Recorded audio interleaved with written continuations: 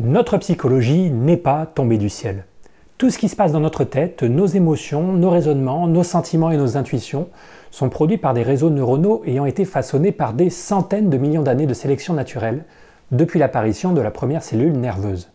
Ce que je vous propose donc de faire aujourd'hui, c'est de vous présenter comment un biologiste de l'évolution pourrait interpréter tous ces trucs qui se passent dans notre tête en se demandant par quel type de programmes cognitifs ils peuvent bien être produits et pourquoi ces programmes seraient apparus au cours de l'évolution. Je vous propose d'étudier des émotions comme la peur, l'amour, la colère ou la honte, des capacités cognitives comme le raisonnement ou la mémoire, et même certaines de nos activités mentales supposées plus nobles comme nos capacités artistiques ou nos croyances religieuses.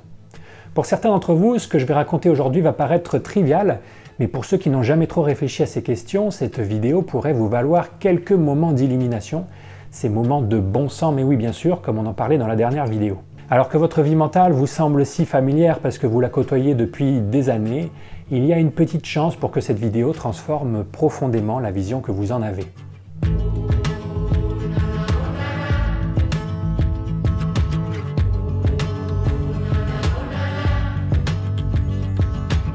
Pour bien comprendre ce qu'on va faire dans cette vidéo, imaginez que vous êtes un ingénieur, c'est-à-dire un chercheur qui aurait raté ses études, et que vous devez programmer un robot sous les ordres de votre patron.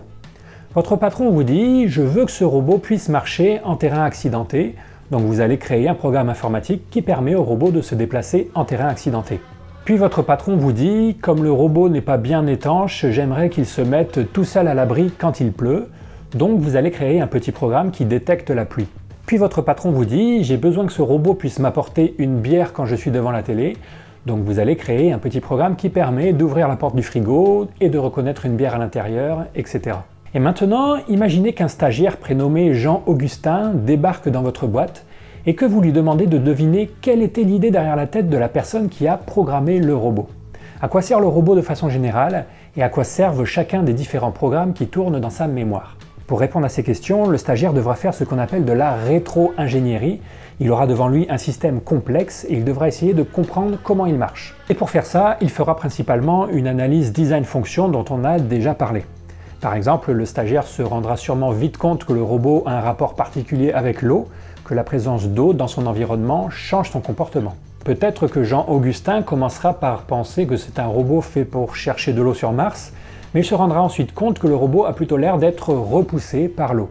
Et puis s'il est malin et place le robot dans différentes situations, il se rendra compte que c'est uniquement l'eau qui tombe du ciel qui modifie le comportement du robot, pas celle déjà présente au sol dans des flaques et des mares. Et petit à petit, à force de telles expériences, Jean-Augustin arrivera à deviner à quoi servent chacun des programmes dans la tête du robot. Et ben nous, ce qu'on va faire aujourd'hui, c'est exactement la même chose avec le cerveau humain. Les humains sont des robots, en l'occurrence des robots de chair et pas de fer, mais ça ne change pas grand-chose pour faire une analyse fonctionnelle des programmes qui les commandent.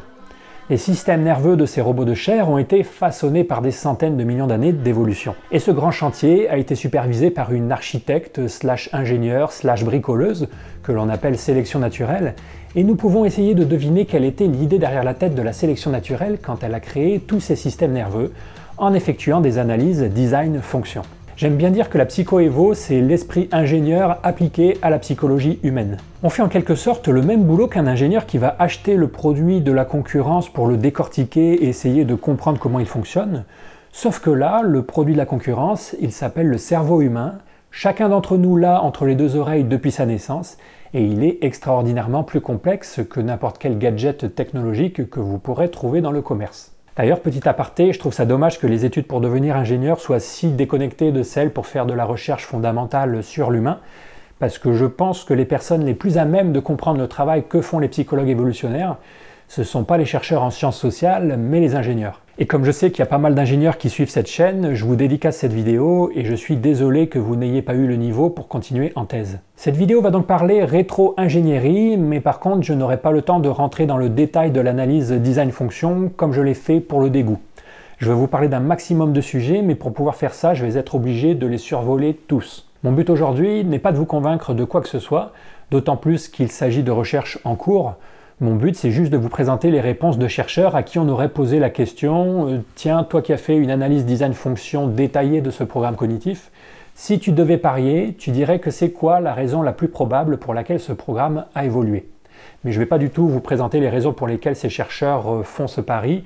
Ceux qui sont intéressés iront voir les sources. Et sans vous faire plus attendre, démarrons tout de suite avec les émotions.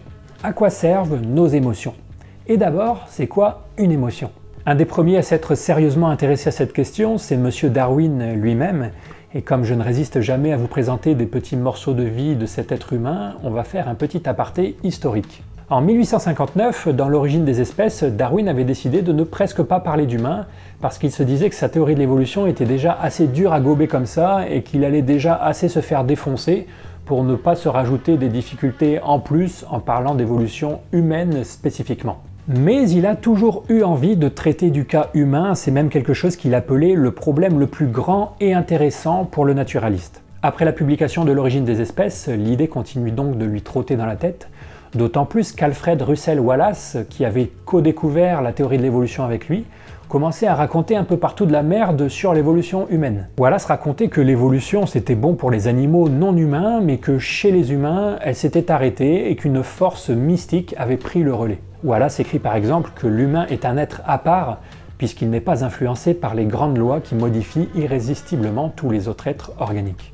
Vous imaginez la tronche de Darwin quand il lit dans les journaux que le co-découvreur de la théorie de l'évolution part en sucette comme ça. En lisant du Wallace, Darwin écrit parfois des gros non 3 points d'exclamation dans la marge, exactement comme votre prof de maths au lycée. Il écrit un jour une lettre à Wallace où il lui dit « J'espère que tu n'as pas complètement tué ton et mon propre enfant », sous-entendu la théorie de l'évolution. Et finalement, il décide de lui répondre en détail par la publication d'un livre spécifiquement dédié à la question humaine, qu'on connaît en France sous le nom de la filiation de l'homme. Et dans ce livre, Darwin parle d'évolution humaine au niveau physique, mais aussi psychologique. Ceux qui ont lu mon livre savent qu'il était très intéressé par exemple par la question de l'origine de la morale. Et comme il trouvait qu'il n'avait pas encore assez de place pour parler de tout ce dont il voulait parler, il décide de publier un autre livre, un an plus tard, entièrement dédié à la question des émotions. Donc nous y voilà, tout ça pour vous dire que l'étude des émotions dans une perspective évolutionnaire, ça remonte à Darwin et qu'il trouvait le sujet passionnant. L'idée moderne qu'on se fait des émotions, c'est que ce sont des systèmes de réponse coordonnés, des moyens de déclencher un ensemble de réactions appropriées dans une situation donnée. Quand vous ressentez une émotion, c'est un peu comme si on avait appuyé sur un bouton dans votre cerveau qui va entraîner tout un tas de changements dans votre corps, que ces changements soient psychologiques, comportementaux ou physiologiques. Par exemple, comme on l'a vu dans la dernière vidéo, le dégoût c'est une émotion qui s'active dans des situations bien particulières et qui entraîne tout un tas de changements dans votre corps. On ressent du dégoût généralement dans des situations où on rencontre des pathogènes, et quand on ressent ce dégoût, ça déclenche un ensemble de réactions comportementales et physiologiques appropriées pour diminuer la probabilité d'une infection. La peur, elle, est une émotion qui nous permet de nous tenir éloignés des situations dangereuses. On a peur du noir, on a peur du vide, on a peur des serpents, on a peur des personnes agressives. Quand on a peur, c'est quasiment à chaque fois parce qu'on se trouve dans une situation potentiellement néfaste pour notre fitness, c'est-à-dire pour nos chances de survie et de reproduction. La peur nous pousse à éviter, à contourner ou à combattre ces situations en adoptant des comportements appropriés. Très souvent, la peur nous fait d'abord nous figer sur place pendant un court instant, puis elle nous pousse à nous enfuir et dans certains cas, elle nous pousse à nous battre. Certaines personnes s'évanouissent aussi quand elles ont peur, et même si on peut penser que c'est un simple dysfonctionnement du cerveau causé par une émotion trop forte, ce serait oublier que faire le mort est une stratégie utilisée par de nombreuses espèces pour échapper à un danger. Donc peut-être que même ce truc bizarre de s'évanouir quand on a peur est une stratégie sélectionnée, une des réponses normales entre guillemets que la peur est censée provoquer chez certaines personnes dans certaines situations. Enfin, en plus de ces réactions comportementales, la peur déclenche au niveau physiologique tout un tas de réponses adaptées, augmentation du rythme cardiaque, accélération de la respiration, redirection du flux sanguin de l'estomac vers les muscles et augmentation de la concentration en sucre dans le sang, que des réactions appropriées pour se préparer à fuir ou à combattre. Vous noterez que les situations qui nous font éprouver du dégoût et celles qui nous font éprouver de la peur peuvent toutes être qualifiées de dangereuses. Un objet porteur de pathogènes, c'est un objet dangereux, et un objet qui fait peur comme un serpent, c'est aussi un objet dangereux. Mais pour la sélection naturelle, cette catégorie objet dangereux n'est pas une catégorie très pertinente, parce que les moyens de réagir de façon adaptée à ces deux types de dangers ne sont pas les mêmes. Ça sert à rien de partir en courant devant un excrément comme on le fait devant un serpent. C'est pour ça qu'on a dans le cerveau une émotion qui s'appelle le dégoût et une autre qui s'appelle la peur, C'est pour ça que la spécialisation fonctionnelle est importante, et ça montre au passage que la sélection naturelle est capable de modeler finement notre psychologie pour répondre à des dangers précis. À chaque problème, sa solution, à chaque problème, son émotion. D'ailleurs, je vous parle de la peur comme si c'était une émotion unique, mais il est probable qu'il existe en fait différents types de peur, parce que les réactions appropriées à avoir face au vide, à une araignée ou à une personne agressive ne sont pas forcément les mêmes. Et d'ailleurs, ces peurs différentes sont souvent découplées au sein d'un même individu. Vous pouvez par exemple être terrorisé à l'idée de parler en public, mais ne pas avoir de problème pour prendre une araignée dans vos mains. Tiens, d'ailleurs, c'est encore un autre type de peur, ça, parler en public. Pourquoi ça fait si peur de monter sur scène ou de parler en public? Pourquoi c'est une expérience extrêmement pénible pour la plupart d'entre nous, alors qu'il n'y a pas vraiment de danger à parler en public? Eh bien c'est probablement parce qu'en fait, si, il y a bien du danger, mais pas du danger pour notre intégrité physique, mais du danger pour notre fitness. Une grosse partie de notre fitness a historiquement dépendu de ce que les personnes qui nous entourent ont pensé de nous, et donc lorsqu'on parle en public, ça représente toujours un moment extrêmement important pour notre statut social, pour notre réputation, et au-delà de ça, pour notre fitness. Passons au bonheur et à la tristesse maintenant, et par ces mots j'entends des états émotionnels stables sur de longues périodes.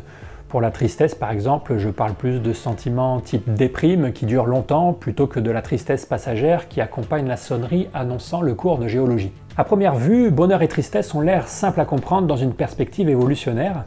On pourrait se dire que le bonheur est une émotion qui nous pousse à rechercher les situations bonnes pour nous, et la tristesse, une émotion qui nous pousse à éviter de retourner dans des situations qui nous ont fait souffrir. Il y a en effet une très bonne corrélation entre les choses qui nous apportent du bonheur dans la vie et les choses qui augmentent nos chances de survie ou de reproduction. Vous serez le plus heureux dans la vie quand vous serez aimé, entouré de votre famille, de vos amis, quand vous aurez la santé, que vous aurez des enfants et que vous les verrez s'épanouir. Et à l'inverse, les choses qui vous feront le plus souffrir dans la vie seront des choses importantes pour votre fitness. La perte d'un proche, une rupture amoureuse, la maladie, la perte de ressources ou de statut suite à un licenciement par exemple. Très bonne corrélation entre tout ce qui nous fout un coup au moral et tout ce qui a un impact négatif sur notre fitness. Exactement comme la souffrance physique est là pour nous prévenir qu'on est en train d'endommager notre corps, la souffrance mentale, quand elle n'est pas pathologique, serait là pour nous prévenir qu'on se trouve dans une situation qui endommage notre fitness. Mais c'est pas sûr que ce soit le fin mot de l'histoire, justement parce que le bonheur et la déprime, c'est plus que du plaisir et de la douleur à court terme. Ce sont des états émotionnels stables et durables qui affectent profondément nos comportements. Donc peut-être que ces émotions réagissent à autre chose, quoi, on n'est pas encore bien sûr, mais ça pourrait être par exemple à quel point ça vaut le coup de s'investir dans l'environnement actuel. Et on ressentirait du bonheur quand on évolue dans des environnements prometteurs pour l'avenir, et de la tristesse dans les environnements peu encourageants.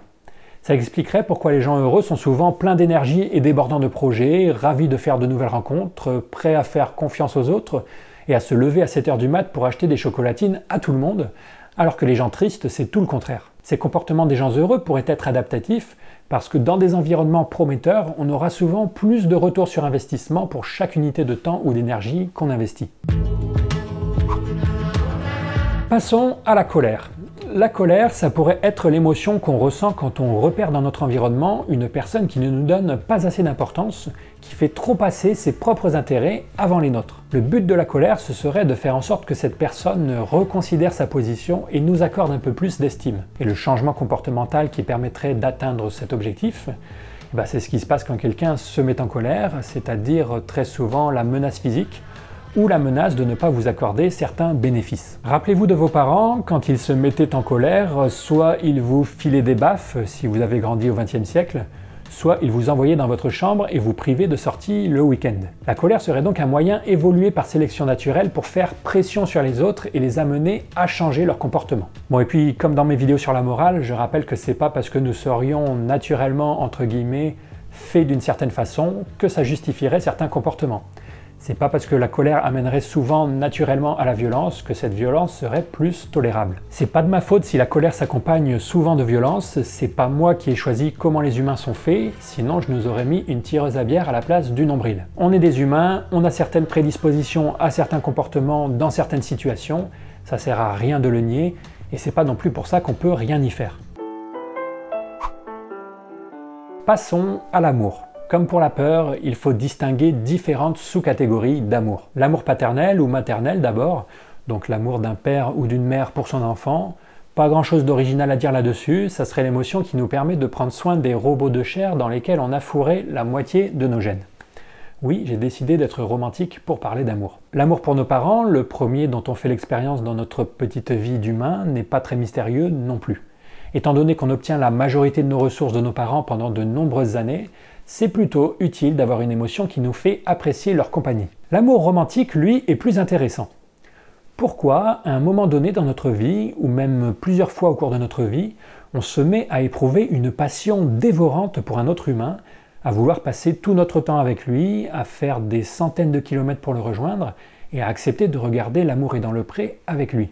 Et bien l'amour romantique, ça serait l'émotion qui permet de faire tenir les couples suffisamment longtemps pour que les enfants puissent se débrouiller tout seuls.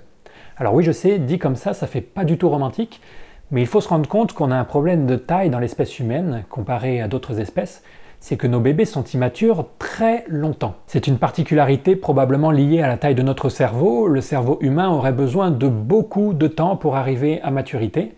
Mais peu importe la cause, ce qui est certain, c'est qu'un bébé humain naît complètement sans défense et va le rester encore plusieurs années, incapable de survenir à ses propres besoins. Ce graphe, par exemple, vous montre que les jeunes chimpanzés arrivent à récolter 1000 kcal par jour dès l'âge de 5 ans, alors qu'un chasseur-cueilleur humain devra atteindre l'âge de 15 ans pour savoir extraire la même quantité d'énergie de son environnement. Et ce, alors même que les humains ont besoin de plus d'énergie par jour que les chimpanzés. Si les humains veulent voir leurs enfants survivre, ils ont donc intérêt à former des couples stables qui s'investissent sur le long terme dans leur progéniture, et une émotion comme l'amour remplirait ce rôle à merveille. Passons à la morale. Alors je ne m'éternise pas parce que j'ai déjà fait une série de vidéos et un bouquin entier là-dessus, mais pour résumer, en gros il y a 3 grandes écoles qui s'affrontent en ce moment sur le sujet de la morale. La première dit que la morale est un programme cognitif évolué parce qu'il permettrait de se faire choisir plus souvent comme partenaire de coopération. La deuxième dit que la morale est simplement le résultat du travail ensemble de capacités mentales comme l'empathie et le raisonnement. Et la troisième dit que la morale n'est pas produite par un programme cognitif spécifiquement évolué pour, mais le résultat d'un apprentissage culturel. Si ces théories s'opposent sur ces points centraux, elles se rejoignent pour dire que se comporter de façon morale procure des avantages au niveau évolutionnaire, ce qui expliquerait en même temps la présence dans notre cerveau d'une émotion qui gère les situations où on ne s'est pas bien comporté et que vous connaissez sous le nom de culpabilité. La culpabilité, c'est une émotion qui nous pousse généralement à réparer nos torts, à s'excuser, à rendre ce qu'on a volé, c'est-à-dire à compenser la personne que l'on a maltraitée pour les pertes qu'on lui a fait subir. La culpabilité, c'est une sorte de police interne de nos cerveaux, si vous voulez, qui aujourd'hui est moins utile car on a externalisé cette police dans des institutions, mais qui, du temps des chasseurs-cueilleurs, devait faire un boulot raisonnablement bon pour nous empêcher de subir de lourdes pertes de fitness en causant du tort à un autre. La culpabilité ne doit pas être confondue avec la honte, même s'il est vrai qu'on ressent souvent les deux ensemble. La culpabilité ne se ressent que dans des situations où on cause des torts aux autres, la honte pas forcément. Vous pouvez ressentir de la honte quand vous dites une bêtise en public, ou quand vous trébuchez en public, ou quand vous vous apercevez que vous venez de faire un entretien d'embauche avec un morceau de salade coincé dans les dents.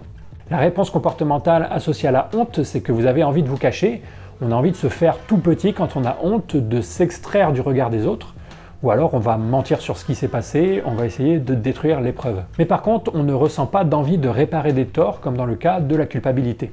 Ce qui montre que la honte, même si c'est une émotion qui a un rapport avec les autres, que c'est une émotion sociale comme la culpabilité, elle est plutôt là pour gérer les situations où on a causé du tort à notre propre réputation que gérer les situations où on a causé du tort aux autres. Après, on a tout un tas de programmes dans la tête qui nous aident à choisir nos partenaires sexuels, que ces partenaires soient des partenaires à court terme ou à long terme, c'est-à-dire des coups d'un soir ou des amants pour la vie. On a des programmes qui nous aident à choisir nos partenaires, mais aussi à les séduire une fois choisis et à les garder une fois séduits. Ce sont les programmes qui vous font trouver certaines personnes attirantes plutôt que d'autres, qui vous font passer 1 heure dans la salle de bain le soir du premier rendez-vous, ou qui vous rendent jaloux quand vous sentez que l'élu de votre cœur est convoité par d'autres. Ces programmes cognitifs ont été très bien étudiés en psycho-évo parce que la question du choix du partenaire sexuel est une question importante en biologie de l'évolution pour une raison toute simple. Comme vos enfants posséderont 50% de vos gènes et 50% des gènes de votre partenaire, La survie de vos enfants dépendra en grande partie des gènes de votre partenaire. Et en plus de cette contribution génétique directe, votre partenaire va aussi contribuer à l'éducation et aux ressources qui seront disponibles pour vos enfants, ce qui est très important dans l'espèce humaine où les bébés sont immatures pendant longtemps, comme on l'a vu. Donc bien choisir son partenaire est très important d'un point de vue évolutionnaire, et il y a de fortes chances pour que la sélection naturelle ait minutieusement scruté et optimisé les programmes cognitifs qui nous permettent de faire ça, ce qui est confirmé empiriquement. Nos programmes cognitifs liés à la recherche et à la conservation de partenaires sexuels sont assez sophistiqués et beaux d'une certaine façon, de cette beauté d'ingénierie dont je parlais dans la vidéo sur les adaptations. On sait par exemple qu'ils ne fonctionnent pas de la même manière en fonction du type de partenaire recherché. Vous avez peut-être remarqué que vous n'êtes pas attiré par les mêmes personnes en fonction de si vous cherchez un coup d'un soir ou un partenaire avec qui fonder une famille. Ces programmes ont été très étudiés en psycho-évo et il y aurait matière à faire de nombreuses vidéos là-dessus, mais j'ai décidé de ne pas vous en parler du tout. D'abord parce que c'est un sujet trop sensible dont je ne veux pas parler avant d'avoir fait ma vidéo sur les questions éthiques en psycho-évo, et ensuite parce qu'on en entend déjà trop parler par ailleurs.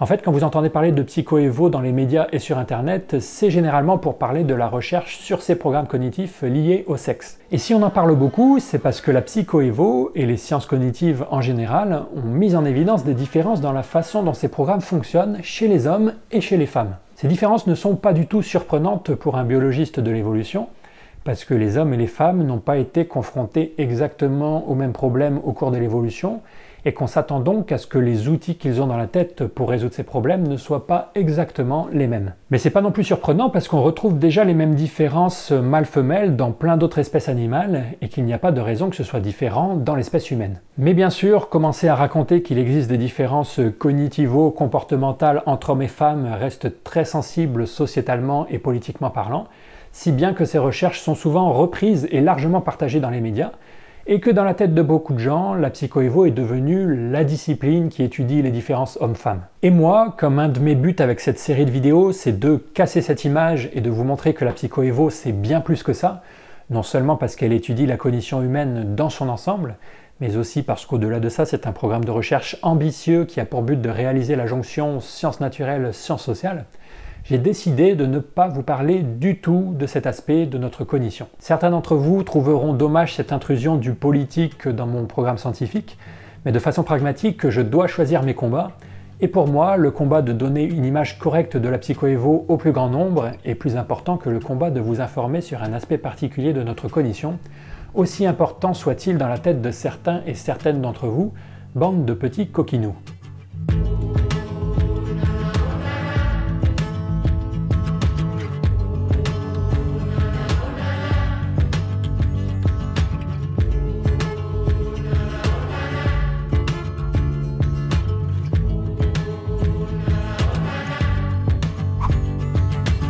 Passons donc à un autre aspect de notre cognition, le raisonnement. La perspective évolutionnaire a été utile dans l'étude du raisonnement sur au moins deux aspects selon moi. D'abord, en insistant pour dire qu'on n'a probablement pas, ou pas uniquement, de capacité de raisonnement généraliste, mais au contraire des capacités spécialisées pour raisonner sur des domaines particuliers, comme le monde physique, les animaux, les quantités, le mouvement, etc. Et ensuite, en étant prudente sur l'utilisation du mot biaisé pour qualifier nos raisonnements imparfaits. Si certains de nos raisonnements semblent irrationnels, c'est peut-être parce que notre définition de ce qui est rationnel n'est pas bonne. Ou plus exactement, en biologie, la question n'est pas est-ce que c'est rationnel, mais est-ce que c'est adaptatif ? C'est-à-dire, est-ce que ça augmente les chances de survie et de reproduction? Certains chercheurs pensent que la fonction évolutionnaire du raisonnement, c'est pas de produire des connaissances vraies comme on le pense souvent, mais c'est de convaincre les autres du bien fondé de ces points de vue, qu'ils soient vrais ou faux, et d'évaluer les points de vue des autres. Le raisonnement aurait avant tout une fonction argumentative, et ça expliquerait pourquoi il est si souvent biaisé, entre guillemets, quand on cherche à défendre nos positions, pourquoi on a tendance par exemple à ne pas prendre en compte les données qui vont à l'encontre de nos opinions préétablies. Tout ce qu'on appelle les biais de raisonnement, que vous connaissez bien si vous regardez un petit peu de zététique, le biais de confirmation, le raisonnement motivé, le choix basé sur des raisons, etc. Ça ne serait pas des défauts de notre raisonnement, mais ça serait au contraire des caractéristiques désirables, des fonctions évoluées par sélection naturelle dans le but de convaincre les autres. Passons aux capacités artistiques. La production et la consommation artistique sont des activités qui nous occupent pas mal l'esprit et à laquelle certains humains consacrent toute leur vie. Pourquoi aime-t-on autant écouter de la musique, aller au cinéma, lire des livres? Pourquoi on produit et consomme autant de choses qui n'ont pourtant l'air d'avoir aucun rapport avec la survie? Il y a deux grands types d'explications possibles. D'abord, nos capacités artistiques pourraient avoir évolué par ce qu'on appelle la sélection sexuelle, c'est-à-dire parce qu'elles nous auraient aidé à attirer des partenaires sexuels, même si elles ne nous aidaient pas à survivre. Cette hypothèse collerait pas mal avec ce qu'on voit dans d'autres espèces, parce que dans beaucoup d'espèces animales, quand on tombe sur un trait un peu extravagant, qu'on voit pas trop en quoi il peut aider à la survie, c'est souvent qu'il a évolué par sélection sexuelle. La queue extravagante du paon, les couleurs extravagantes de certains plumages, les chants extravagants des oiseaux sont des exemples typiques de traits évolués par sélection sexuelle, qui n'augmentent pas la survie mais sont quand même sélectionnés parce que les individus du sexe opposé en raffolent. Et de la même façon, nos capacités artistiques pourraient aussi être apparues, non pas parce qu'elles augmentent nos chances de survie, mais parce qu'elles augmentent nos chances de choper. Et tous ceux qui ont appris à jouer Wonderwall à la guitare à l'adolescence savent que c'est une stratégie qui marche très bien. C'est même assez fascinant ce pouvoir romantique de la musique, je trouve, presque comme une sorte de pouvoir magique. Waouh, tu joues trop bien. Je me suis dit qu'à moi aussi je voulais qu'on dise. Waouh, tu joues trop bien. Mais il y a une deuxième hypothèse pour expliquer nos goûts et capacités pour l'art, une hypothèse assez puissante et qui ne fait appel à aucun avantage de survie ni de reproduction. C'est ce qu'on appelle l'hypothèse du cheesecake en anglais, que je vais m'empresser de franciser en hypothèse du kouign-amann. Un kouign-amann, qu'est-ce que c'est? C'est un concentré de beurre et de sucre. C'est-à-dire qu'on a pris des ingrédients naturellement plaisants pour notre sens du goût, des trucs riches en énergie comme le beurre et le sucre, et qu'on les a réunis dans un volume extrêmement restreint de telle façon qu'ils se retrouvent hyper concentrés. Le kouign-amann, si vous voulez, c'est un super stimulus pour nos papilles. C'est un stimulus qui n'existe pas à l'état naturel, on ne rencontre rien d'aussi gras et sucré dans la nature, ce qui fait que nos papilles explosent quand elles sont exposées à un kouign-amann. C'est un peu comme si toute votre enfance vous aviez été maintenu sous perfusion de drogue à 1 mg par jour et que tout d'un coup je passais la dose à 10 mg. Et bien c'est un peu ce qui se passe quand on mange un kouign-amann. Les kouign-amann sont des concentrés sensuels inégalés dans le monde naturel qui viennent activer nos centres du plaisir peu habitués à recevoir autant de stimulation d'un coup. Vive la Bretagne! Et il se pourrait que notre addiction à l'art vienne en partie ou même complètement du même phénomène. Par exemple, on peut voir les peintures comme des super stimuli. Ce sont des concentrés de couleurs et de formes réunis dans un petit espace. Les peintures sont aussi souvent des super stimuli sociaux. Elles représentent souvent des scènes magnifiées qu'on ne rencontre pas dans la vie de tous les jours, que ce soit des scènes guerrières qui viennent super stimuler nos programmes mentaux belliqueux, des scènes révolutionnaires qui viennent super stimuler notre sens moral, ou des scènes champêtres qui viennent super stimuler nos aspirations à vivre dans un monde paisible, entouré de notre famille et nos amis. C'est pareil avec la littérature et les films. Les bouquins qu'on lit et les films qu'on regarde sont des concentrés de stimulation sociale plaisante pour notre cerveau. Ce qu'on appelle les livres à l'eau de rose et les telenovelas par exemple viennent super stimuler les programmes cognitifs qui nous poussent à rechercher un partenaire amoureux fiable sur le long terme. Les films de super-héros, les westerns et tous les films de gentils contre les méchants super stimulent notre sens moral qui nous donne du plaisir quand le monde devient plus juste ou quand les méchants perdent à la fin. Je suis le méchant et je veux tuer la gentille. En fait, tous les films qu'on trouve niais, qui sont des clichés, sont niais précisément parce qu'ils sont des superstimuli trop grossiers ou trop fortement dosés pour nos programmes cognitifs. Un peu comme on a du mal à résister à la première part de kouign-amann, alors qu'on part en courant quand on nous propose de nous resservir. Et pour la musique, l'hypothèse du superstimulus marche aussi. Déjà dans les paroles des chansons, on retrouve des superstimuli sociaux. Par exemple, la plupart des chansons qui nous cassent les oreilles à la radio parlent d'amour. Bon bah c'est pas très original, mais c'est parce que les belles histoires d'amour, je t'aimerai toute la vie, gna gna gna, tu es belle comme un soleil de Provence sur la garrigue, gna gna gna, ce sont des super stimuli pour nos cerveaux. Les gens tombent amoureux de façon mystérieuse, peut-être juste en se touchant la main. Mais moi je tombe amoureux de toi chaque jour. Les intonations de la voix font aussi bien sûr passer des indications sur l'état émotionnel du chanteur et vont donc titiller nos propres émotions par empathie. Tous ces artistes qui chantent en gémissant comme si on leur avait marché sur le pied, c'est ça qu'ils recherchent, activer notre sens de l'empathie et nous envoyer des signaux de détresse émotionnelle, même s'ils ne le font pas forcément consciemment. Et pour la musique sans parole, vous allez me demander pourquoi on kiffe écouter ce type de son. Eh bien, soit c'est encore une histoire de superstimulus, par exemple certains instruments de musique pourraient nous rappeler des gémissements ou des pleurs. On utilise d'ailleurs beaucoup ce vocabulaire en musique, on parle de violon plaintif, d'hurlement de la guitare électrique. Soit c'est pas exactement une histoire de superstimulus dans le sens de stimulus très concentré, mais c'est quand même une histoire de stimulus qui vient chatouiller certains de nos programmes cognitifs. Par exemple, il semblerait que le rythme de la musique chatouille notre cortex moteur, la région du cerveau qui contrôle nos mouvements. Vous êtes-vous déjà demandé pourquoi quand on écoute de la musique, on a cette réaction bizarre de commencer à bouger des parties de son corps, ce que certains appellent pompeusement danser? Et pourquoi on se met à danser juste en entendant des sons et pas en regardant un coucher de soleil ou en respirant l'odeur d'une rose? L'explication serait que notre cortex auditif est relié à notre cortex moteur et que certains sons, ou plutôt certains rythmes, viennent titiller ce cortex moteur. C'est même plus précis que ça, parce qu'on a remarqué que la plupart des musiques qui nous font danser ont un rythme de 120 battements par minute à peu près, et 120 battements par minute, c'est-à-dire 2 Hz, c'est un rythme auquel notre cortex moteur est particulièrement sensible parce que c'est le rythme de la marche pour nous humains bipèdes. Quand on marche naturellement sans se presser, mais sans traîner les pieds non plus, on fait généralement 2 pas par seconde, 2 Hz. Il y a plein de recherches intéressantes là-dessus, et comme Syllabus a fait une vidéo là-dessus il n'y a pas longtemps, je lui laisse la parole et je vous recommande d'aller visionner sa vidéo entière. En fait, nos mouvements, notre gestuelle, a un rythme qui est à peu près celui de la marche. 2 Hz, 2 mouvements par seconde. Et pour nous, le plus naturel, finalement, c'est ce rythme-là, c'est 2 Hz. Et la musique, elle est elle aussi dans ce même ordre de grandeur. Donc voilà, 2 grandes façons d'envisager la musique, la peinture, la littérature, le cinéma et l'art en général dans une perspective évolutionnaire. Soit on a évolué des capacités cognitives spécifiques qui nous font produire et apprécier l'art, et dans ce cas elles ont probablement évolué par sélection sexuelle, c'est-à-dire parce qu'elles étaient appréciées par les membres du sexe opposé.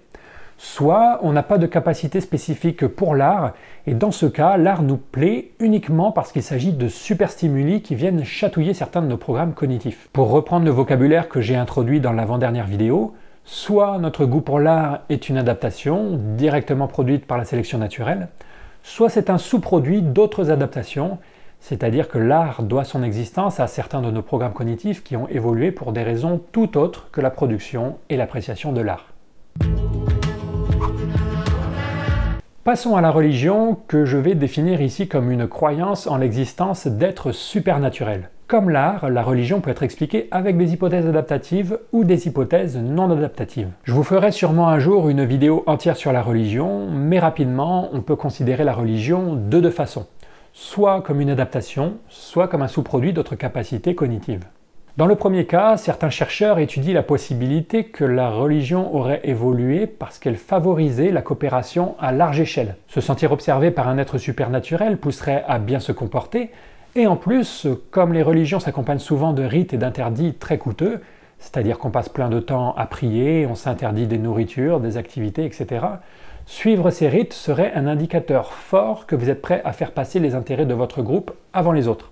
Mais dans le second cas, dans l'hypothèse du sous-produit, la croyance en des êtres supernaturels ne serait pas apparue pour ses effets bénéfiques, mais serait simplement la conséquence indirecte de la façon dont notre cerveau fonctionne, exactement comme pour la musique. Par exemple, nous avons dans la tête des programmes cognitifs spécialisés pour reconnaître les visages, et ces programmes cognitifs nous font voir des visages un peu partout, même là où il n'y en a pas. On a aussi dans la tête des programmes cognitifs qui nous font détecter des agents intentionnels autour de nous, même lorsqu'il n'y en a pas. Agent intentionnel, c'est simplement la formulation un peu pompeuse pour parler d'êtres vivants, c'est-à-dire d'objets capables d'agir par eux-mêmes dans le but d'atteindre un certain objectif. Et d'un point de vue évolutionnaire, c'est évidemment très important de savoir reconnaître très rapidement ces objets capables d'agir, parce qu'ils correspondent souvent à des prédateurs ou à des proies, à des dangers ou à des opportunités. C'est pour ça que quand vous entendez une porte grincer, vous avez tout de suite envie de penser que quelqu'un a fait grincer cette porte, et ça va vous faire flipper. Quand vous voyez des herbes hautes bouger à côté de vous, vous imaginez tout de suite que quelque chose les a fait bouger,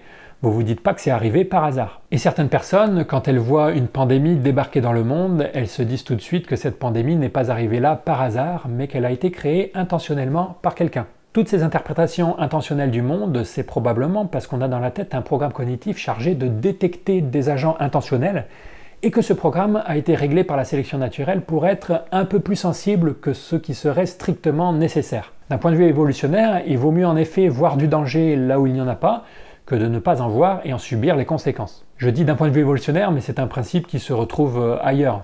Je vous parlais des ressemblances de la psycho-évo avec l'ingénierie, ça c'est une autre ressemblance. Souvent les ingénieurs, quand ils construisent un système, ils doivent décider à quel point ce système doit être sensible à son environnement, et cette sensibilité est souvent décidée par une analyse des coûts de faire trop de faux positifs par rapport à faire trop de faux négatifs. Par exemple, nos détecteurs de fumée, il vaut mieux qu'ils soient un peu trop sensibles et se déclenchent quand on a juste fait cramer les saucisses, plutôt qu'il reste muet le jour où il y aura un vrai incendie. C'est très peu coûteux qu'un détecteur sonne pour rien, alors que c'est très coûteux qu'un détecteur laisse la maison brûler. Donc on règle nos détecteurs pour qu'ils se déclenchent un peu plus souvent que strictement nécessaire. La sélection naturelle a fait pareil avec un paquet de nos mécanismes psychologiques. Elle les a réglés pour qu'ils soient un peu plus sensibles que nécessaire, que ce soit pour reconnaître des visages, pour reconnaître des agents intentionnels, ou pour reconnaître des stimuli porteurs de pathogènes, comme on en a parlé dans la dernière vidéo. Et pour en revenir à la religion, c'est de là que pourrait venir la religion. Si beaucoup d'humains croient en l'existence d'êtres supernaturels, ce ne serait pas parce que cette croyance sert à quelque chose, mais parce que cette croyance découle indirectement de la façon dont notre psychologie fonctionne, et en particulier du fait qu'elle nous fait voir des agents intentionnels partout. Un gros orage éclate au moment même où vous êtes en train de dire un gros mot, et hop, vous vous dites que c'est probablement pas un hasard, il y a sûrement quelqu'un qui essaie de m'envoyer un message. Et en plus de ça, certaines religions ont un deuxième tour dans leur sac pour séduire les cerveaux humains. Elles se sont donné des faux airs de superstimuli. Par exemple, au niveau moral, si vous promettez que les méchants iront en enfer et les gentils au paradis, vous êtes en train de superstimuler tous les humains équipés d'un sens moral pour qui l'idée que les méchants soient punis est très plaisante. Je suis le méchant et je veux tuer la gentille. Vous êtes en train de transformer votre religion en Queen Yaman, si vous voulez. Vous en faites un concentré d'idées intuitivement plaisantes pour des cerveaux humains. Exactement la même raison pour laquelle les superproductions d'Hollywood font gagner les gentils à la fin. L'amitié, un autre aspect assez central de notre psychologie. Mais c'est quoi l'amitié? Comment ça se fait que parmi toutes les personnes qu'on rencontre dans notre vie, il y en a un petit nombre à qui on donne ce statut particulier, avec qui on va passer du temps, à qui on se confie et pour qui on est prêt à faire plus d'efforts, comme les conduire à la gare à 5 h du mat', alors que franchement il y avait un train qui partait à midi. Alors c'est pas encore super clair à quoi sert l'amitié d'un point de vue évolutionnaire, c'est probable que ça serve à plusieurs choses, mais une des pistes que je trouve les plus intéressantes, c'est que l'amitié serait une forme d'assurance biologique. Faisons un parallèle avec les assurances classiques, les assurances qu'on prend sur notre maison ou notre voiture. La raison pour laquelle on paye une assurance, c'est que pour que le jour où il nous arrive un gros pépin, disons notre maison brûle, on ne se retrouve pas à la rue. Ou si vous emboutissez la Tesla de votre voisin avec votre 4L, vous n'avez pas besoin de travailler jusqu'à la fin de votre vie pour le rembourser. Le principe d'une assurance, c'est ça, on paye un peu régulièrement pour être aidé à notre tour au cas où quelque chose de grave nous arrive un jour. Eh bien les amis, ce serait un peu la même chose, mais dans le domaine du biologique. On passe du temps avec nos amis, on les écoute raconter leurs histoires chiantes, on leur offre des cadeaux, on leur rend plein de petits services, mais ces petits coups seront au final compensés par les gros coups de main qu'ils nous fourniront dans le futur. Alors attention, je dis pas que quand on rend des services à nos amis, on le fait en pensant aux bénéfices qu'ils pourraient nous apporter plus tard. Je suis pas en train de dire qu'on est tous des gros connards, cyniques et manipulateurs. Je suis en train de dire que si la sélection naturelle nous avait équipés d'un programme cognitif qui nous fait nous comporter de cette façon avec ces personnes, ça aurait probablement augmenté nos chances de survie, même sans avoir connaissance du mécanisme. C'est la fameuse différence entre explication ultime et explication proximale dont je vous ai rabâché les oreilles dans ma série sur la morale. Et l'amitié, vue comme une forme d'assurance, permet d'expliquer ces petites phrases qu'on prononce quand nos amis nous remercient d'être là pour eux. Non, mais t'as pas besoin de me remercier, c'est à ça que ça sert les amis. Les amis, c'est pas là que pour aller boire des coups quand tout va bien, c'est aussi fait, et peut-être même surtout fait, si la psychologie évolutionnaire a raison, pour être là dans les mauvais moments. Aux amis qui disparaissent le jour où vous avez besoin d'aide pour déménager, vous savez que ce sont des amis peu fiables, des amis du beau temps, comme on dit en anglais, des amis qui ne sont là que quand il fait beau et qui disparaissent au premier signe d'orage. Et l'amitié, vue comme une forme d'assurance, explique aussi pourquoi on regarde d'un œil suspect nos potes qui tiennent des comptes très précis des services qu'on leur rend. Imaginez que vous soyez au bar, en train de débattre avec un pote de qui, d'Homo Fabulus ou d'Idriss Aberkan, est le meilleur vulgarisateur scientifique. Vous décidez de payer un verre à votre pote qui tombe d'accord avec vous sur Idriss, mais immédiatement après, il insiste pour vous en payer un en retour, et quand vous lui dites que c'est pas la peine et que vous devez partir de toute façon, il insiste pour vous rembourser immédiatement en liquide. Vous en penseriez quoi de ce comportement? qu'il montre que c'est vraiment un bon ami qui se préoccupe de ne pas vous léser? Ou que c'est une attitude un petit peu bizarre pour un ami? Plutôt la deuxième, j'imagine, et c'est tout à fait compréhensible si l'amitié est une forme d'assurance biologique. En vous remboursant tout de suite, votre pote vous montre qu'il a une vision à court terme de votre relation, mais c'est pas ça qui est attendu d'une assurance qui doit fonctionner sur le long terme. Évolutionnairement parlant, les retours doivent se faire sur le long terme, et c'est pour ça qu'on est souvent prêt à rendre plein de services à nos amis sans attendre quelque chose en retour, même s'il y a des limites. Il y a toujours des limites. Et c'est aussi probablement pour ça qu'on garde généralement nos amis toute la vie, une longévité à comparer à celle d'autres émotions comme l'amour. Alors qu'on est culturellement incité à se marier pour la vie et s'aimer pour toujours, l'amour semble être une émotion bien plus volatile que l'amitié, tout du moins si on en croit les statistiques de divorce. Mais cette volatilité est très compréhensible si le rôle de l'amour n'est que de faire tenir les couples quelques années, le temps que les enfants se débrouillent tout seuls. Libre à vous de penser que ces particularités sont des coïncidences, mais peut-être aussi que ce sont des caractéristiques de plus qui font que l'amitié et l'amour sont des ressorts psychologiques efficaces pour exécuter une certaine fonction, autrement dit, des preuves en plus de l'existence d'une correspondance design-fonction. Du côté de la mémoire, l'apport des approches évolutionnaires a d'abord été de se poser la question du pourquoi. Pourquoi notre mémoire fonctionne d'une certaine façon et pas d'une autre? On savait déjà beaucoup de choses sur la mémoire dans les années 90, c'est un sujet étudié en psychologie depuis longtemps, mais on avait surtout étudié comment la mémoire fonctionne et pas pourquoi elle fonctionne de la manière dont elle fonctionne. Par exemple, on savait que se représenter un objet visuellement aidait à le mémoriser, mais on se demandait pas trop pourquoi la vision a une place si importante dans notre mémoire. Et un deuxième apport des approches évolutionnaires, c'est d'insister sur le fait que la mémoire c'est avant tout une affaire de filtre. Vous n'enregistrez qu'une infime partie des milliards de stimuli que vous rencontrez chaque jour. Vous ne mémorisez pas le mouvement des brins d'herbe quand vous vous promenez dans un champ, les fréquences de la voix des personnes que vous croisez, les couleurs des cartes géologiques que vous analysez. Retenir tout ce qu'on entend, voit et ressent aboutirait non seulement à un embouteillage cognitif, mais serait en plus très peu utile dans une perspective évolutionnaire parce que certains stimuli sont plus intéressants à mémoriser que d'autres. Notre mémoire ne s'est pas créée dans le vide pour enregistrer n'importe quel type de stimuli, elle s'est créée petit à petit parce que l'enregistrement de certains stimuli augmentait immédiatement les chances de survie ou de reproduction de l'organisme apprenant. Donc la mémoire fait des choix en permanence sur ce qu'elle enregistre, la mémoire c'est avant tout une affaire de filtres. Si vous voulez comprendre la mémoire, vous devez comprendre ce que ces filtres laissent passer ou pas. Et comme c'est la sélection naturelle qui a créé ces filtres, la meilleure chose à faire pour faire des hypothèses là-dessus, c'est de faire une analyse évolutionnaire des choses importantes à retenir pour un humain. Ce type de raisonnement a par exemple mené à la découverte que l'on mémorise beaucoup plus facilement les choses quand on est placé dans un contexte de survie. C'est-à-dire que si je vous donne une liste d'objets, vous aurez beaucoup plus de facilité à les mémoriser si je vous demande de réfléchir à quel point chaque objet est utile à votre survie, que si je vous demande explicitement de mémoriser ces objets ou que je vous fais utiliser certains moyens mnémotechniques traditionnels. Vous aurez aussi beaucoup plus de facilité à mémoriser des objets vivants que des objets inertes. Vous aurez plus de facilité à mémoriser des objets présentés dans un contexte de contamination que dans un contexte neutre. Ce genre de truc. Et on va terminer avec la conscience parce que vous êtes quelques-uns à me demander parfois quelles sont les hypothèses évolutionnaires sur la conscience. Eh bien, à ma connaissance, il n'y en a pas vraiment, ça fait partie des sujets peu étudiés en psycho-évo.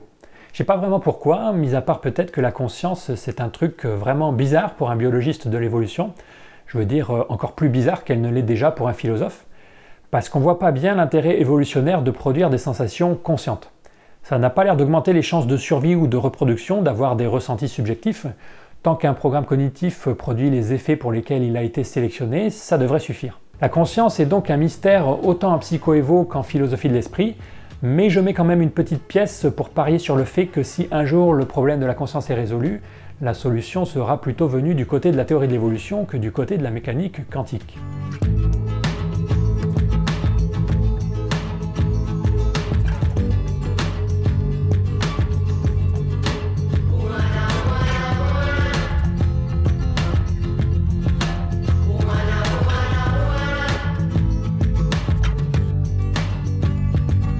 Je vais m'arrêter là. J'aurais bien sûr pu continuer pendant longtemps, il y a plein de facettes de notre cognition dont je n'ai pas parlé. Je vous ai pas parlé de l'ennui, de la curiosité, du jeu, de la surprise, de l'envie, de l'humour, de l'empathie, de la compassion, du rire, de la fierté, du pardon. Je vous ai pas non plus parlé de tous les programmes dans notre tête qui servent à analyser ce qu'on mange, ce qu'on boit, tous les programmes sensoriels qui analysent le monde qui nous entoure et essaient non pas d'en retranscrire une version fidèle, mais d'en retranscrire une version qui maximise nos chances de survie. Je vous ai pas parlé des programmes cognitifs qui nous permettent de choisir des habitats sûrs, de nous orienter dans l'espace ou d'éduquer nos enfants, de communiquer, de parler et de comprendre un langage, d'estimer notre statut social par rapport à celui des autres et d'adapter notre comportement en fonction. Je ne vous ai pas parlé non plus des programmes cognitifs moins sympathiques qui nous font colporter des ragots, nous poussent à vouloir dominer les autres, nous rendent parfois agressifs et violents. Mais tous ces programmes cognitifs, toutes ces capacités mentales et bien d'autres encore sont étudiés en psycho-évo.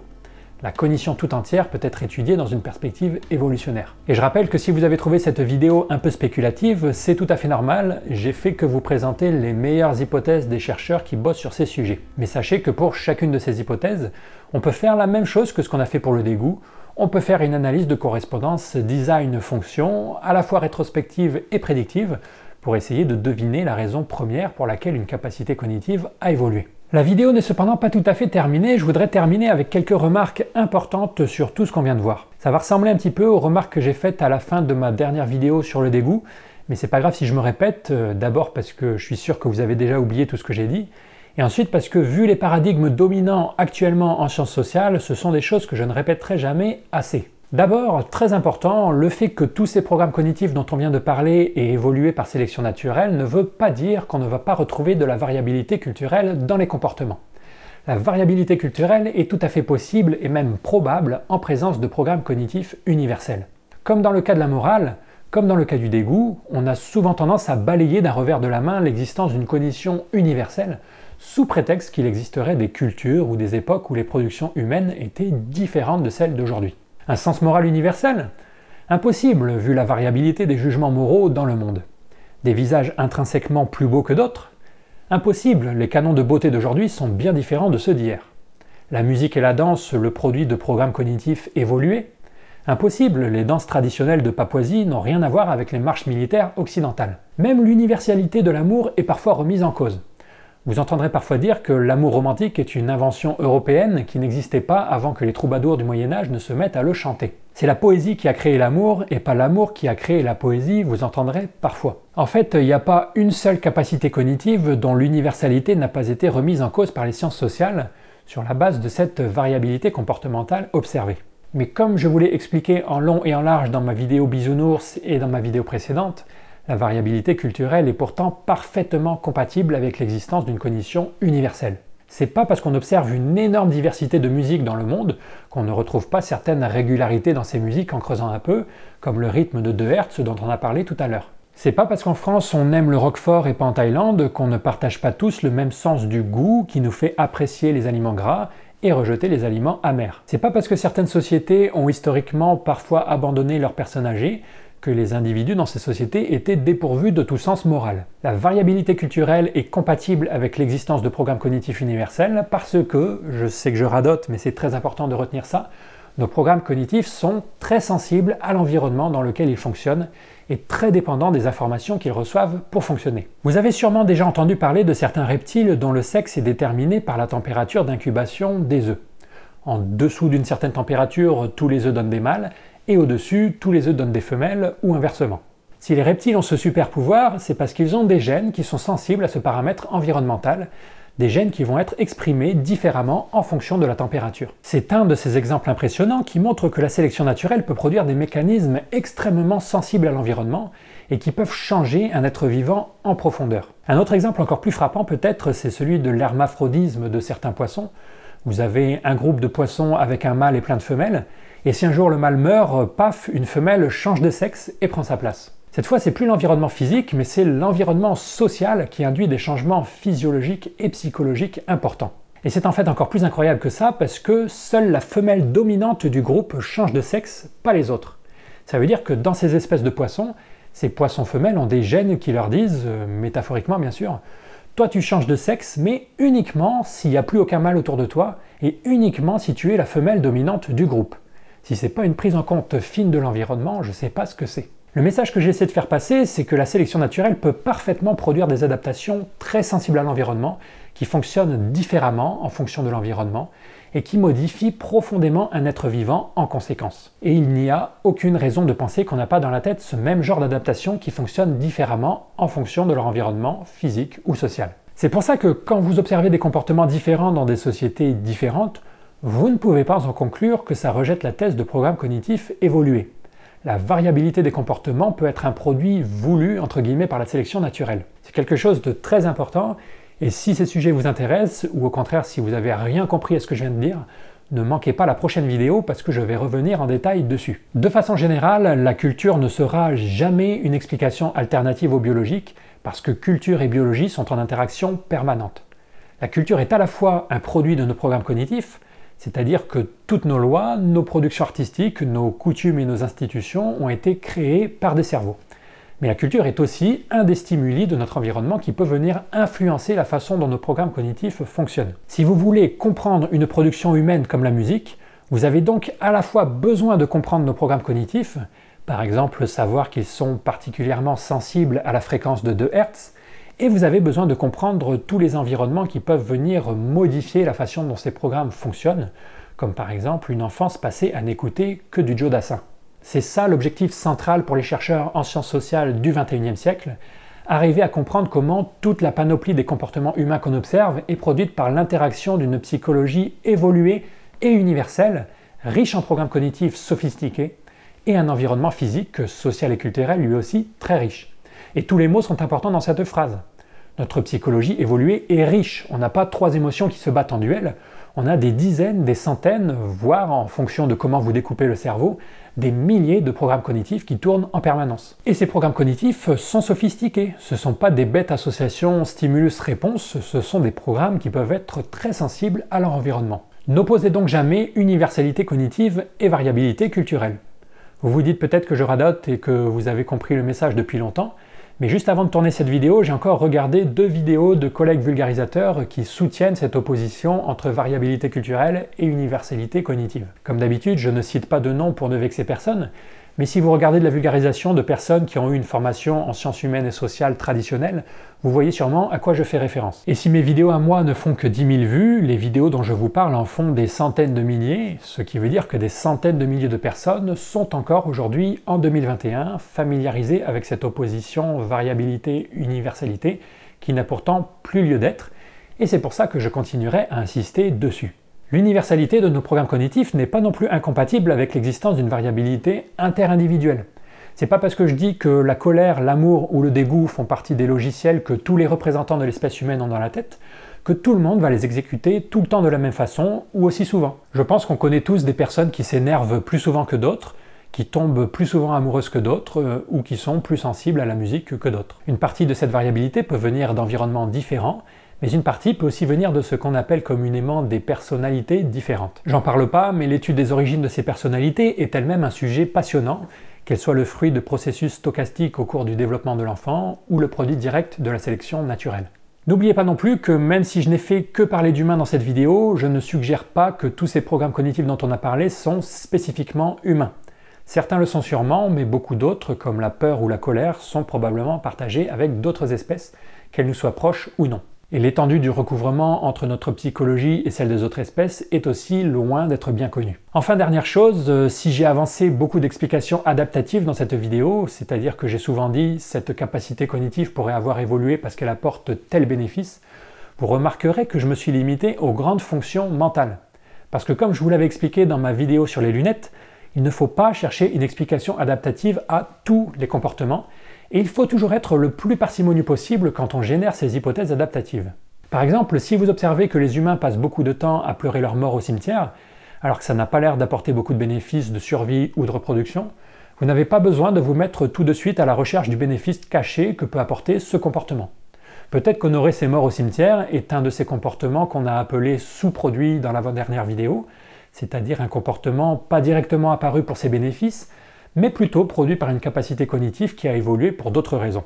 Pour le dire plus simplement, si on pleure nos morts au cimetière, c'est pas forcément parce que ça apporte des bénéfices de survie, ça peut être parce qu'on est équipé de programmes cognitifs qui nous font nous attacher à nos proches lorsqu'ils sont encore vivants, Et ce sont ces programmes qui nous apportent des bénéfices en moyenne sur toute une vie. Je vous renvoie à la vidéo sur les concepts de base en psycho-évo et notamment au concept d'exécution d'adaptation si ce point n'est pas très clair. Et c'est vrai pour le comportement de pleurer c'est mort, mais aussi pour tout un tas d'autres comportements de notre vie de tous les jours. Jouer au foot, acheter des capotes ou fumer des cigarettes. Pas besoin de chercher des avantages évolutionnaires à tous ces comportements. Et c'est vrai aussi avec les troubles psychiatriques. Faut pas chercher tout de suite une explication adaptative à tous les troubles psychiatriques. Chercher par exemple à quoi ça sert d'être schizophrène, à quoi ça sert d'être psychopathe, comme si ces troubles avaient été directement sélectionnés au cours de l'évolution. C'est possible que certains troubles mentaux aient été sélectionnés et qu'ils ne soient donc pas vraiment des troubles, il y a de la recherche très intéressante là-dessus que je vous présenterai un jour, mais ça ne doit pas être votre hypothèse par défaut. L'hypothèse par défaut, c'est que les troubles mentaux sont la conséquence de mutations ou d'environnements particuliers qui sont venus altérer le fonctionnement normal de programmes cognitifs. L'hypothèse par défaut pour expliquer un trouble mental, c'est que c'est un dysfonctionnement, pas une adaptation. En résumé, soyez toujours parcimonieux quand vous faites de la psycho-évo et de la science en général d'ailleurs. Excalibur est inutile dans la panoplie du parfait petit scientifique. Par contre, un petit rasoir sorti des forges d'Occam et accroché à la ceinture vous sera toujours utile. Bon voilà, je m'arrête pour de bon maintenant. J'espère que cette vidéo que je n'avais pas prévu de faire à la base vous a plu. Comme je le disais en introduction, ça aurait été un peu bête de faire une série entière sur la psycho-évo sans vous présenter une vue d'ensemble de notre cognition, même si j'ai dû rester superficiel. Ce qui est important de se rappeler, c'est que tous ces programmes cognitifs dont on a parlé, la colère, la joie, la tristesse, l'amour, l'amitié, le sexe, le dégoût, la mémoire, et des dizaines d'autres encore, ne sont pas arrivés dans notre tête par hasard, ils ne sont pas tombés du ciel. Ils sont l'héritage d'une longue, très longue histoire évolutive, le résultat de centaines de millions d'années de façonnage de nos neurones par la sélection naturelle. Ces programmes cognitifs définissent en partie qui nous sommes. C'est à eux que nous devons la richesse de notre vie mentale.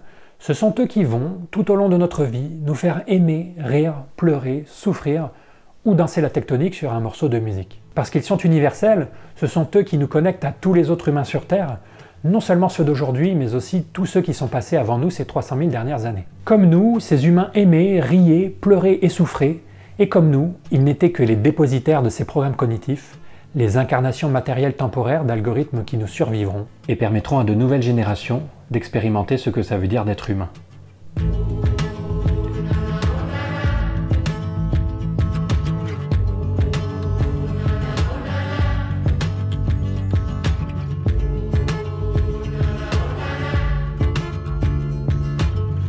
Merci à Diplodocus, Cyriandil, Pierre B, Peter SG83, Sophie Deonda et aux 300 autres représentants de l'espèce qui me soutiennent sur Utip et Tipeee. Mon travail n'est permis que par votre générosité.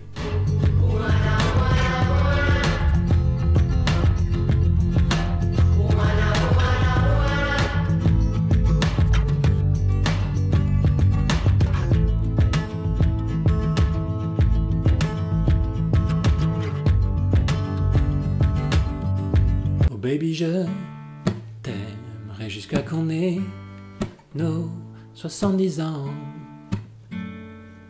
mais pas une année de plus.